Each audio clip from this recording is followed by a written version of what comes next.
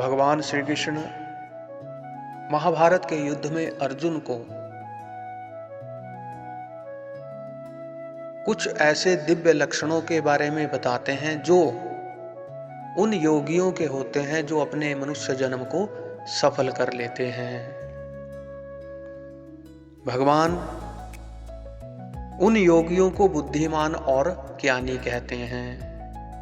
इस वीडियो में हम बात करेंगे उन दिव्य लक्षणों के बारे में, और आपने क्या कभी उन दिव्य लक्षणों को अनुभव किया है? तो आप समझ सकते हो कि आप इस मार्ग में कितने आगे बढ़े हो। अगर आप भगवत मार्ग का अनुसरण करने वाले हैं, आपकी आस्था निष्ठा भगवान श्री राम, भगवान भोलेनाथ, श्री कृष्ण या आदि शक्ति जगदम्बा में है, और आप इस मनुष्य शरीर को त्याग कर उनके परम धाम में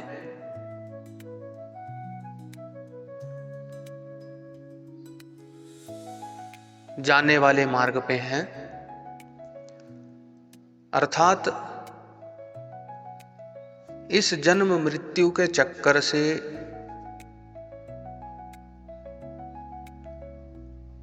मुक्त होने के लिए आप उद्यत हैं और भगवान के दिए गए वचनों का ही अनुसरण करते हैं। तो ये लक्षण जैसे जैसे आप इस मार्ग में आगे बढ़ोगे, आपके सामने आपके अनुभव में आते रहेंगे। और जितना आप इस मार्ग में आगे जाते जाएंगे, तो इन अनुभवों को आप ज्यादा अनुभव करोगे। यहाँ पे कुछ लक्षण भगवान श्री कृष्ण द्वारा बताए गए हैं, हम उनके बारे में बात करेंगे। भगवत मार्ग का अनुसरण करने वाले योगी के अंतःकरण में उद्योग का सर्वथा अभाव हो जाता है। अभिप्राय यह है कि उसकी बुद्धि परमात्मा के स्वरूप में अचल स्थिर हो जाती है।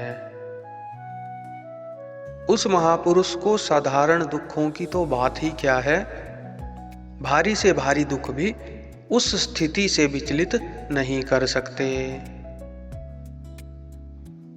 शस्त्रों द्वारा शरीर का काटा जाना, अत्यंत दुस्सह सर्दी गर्मी, वर्षा और बिजली आदि से होने वाली शारीरिक पीड़ा, अति उत्कट रोग जनित व्यथा, प्रिय से भी प्रिय वस्तु का आकस्मिक वियोग, बिना कारण ही संसार में महान अपमान एवं तिरस्कार और निंदा आदि का हो जाना, इसके सिवा और भी जितने महान दुखों के कारण हैं, वे सब एक साथ उपस्थित होकर भी उसके मन में किंचिन मात्र भी उद्योग नहीं उत्पन्न कर सकते।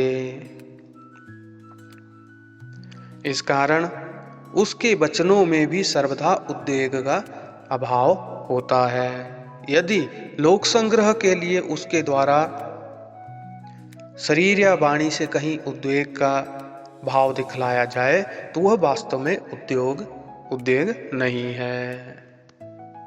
उस योगी के अंतःकरण में स्पृहा रूपी दोष का सर्वथा अभाव होता है। वह दुख और सुख दोनों में सदा सम रहता है। जिस प्रकार बड़े से बड़ा दुख उसे अपनी स्थिति से विचलित नहीं कर सकता, उसी प्रकार बड़े से बड़ा सुख भी उसके अंतःकरण में किंचिन मात्र भी स्पृहा का भाव नहीं उत्पन्न कर सकता। इस कारण उसकी वाणी में स्पृहा के दोष का सर्वथा अभाव होता है। यदि लोक संग्रह के लिए उसके द्वारा शरीर या वाणी से कहीं स्पृहा का भाव दिखलाया जाए, तो वह वास्तव में स्पृहा नहीं है।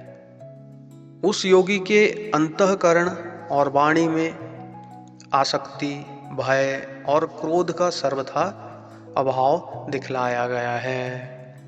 अभिप्राय यह है कि किसी भी स्थिति में किसी भी घटना से उसके अंतःकरण में ना तो किसी प्रकार की आसक्ति उत्पन्न होती है, न किसी प्रकार का जरा भी भय हो सकता है और न क्रोध ही हो सकता है। इस कारण उसकी वाणी भी आसक्ति, भय और क्रोध के भावों से रहित, शांत और सरल होती है। लोक संग्रह के लिए उसके शरीर या वाणी की क्रिया द्वारा आसक्ति, भय या क्रोध का भाव दिखलाया जा सकता है, पर वास्तव में उसके मन या वाणी में किसी तरह का कोई विकार नहीं रहता।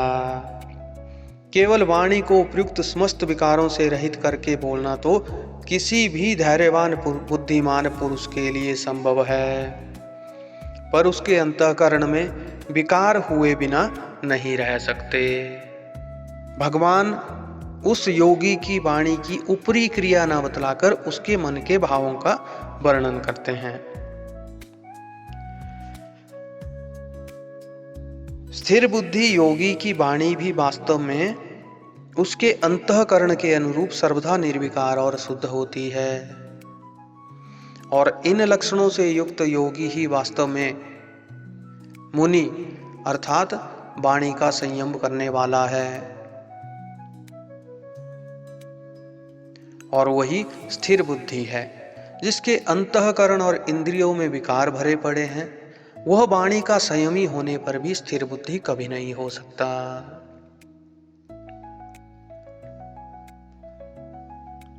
इसलिए भगवान श्री कृष्ण श्रीमद् भागवत गीता के दूसरे अध्याय में महाभारत के युद्ध में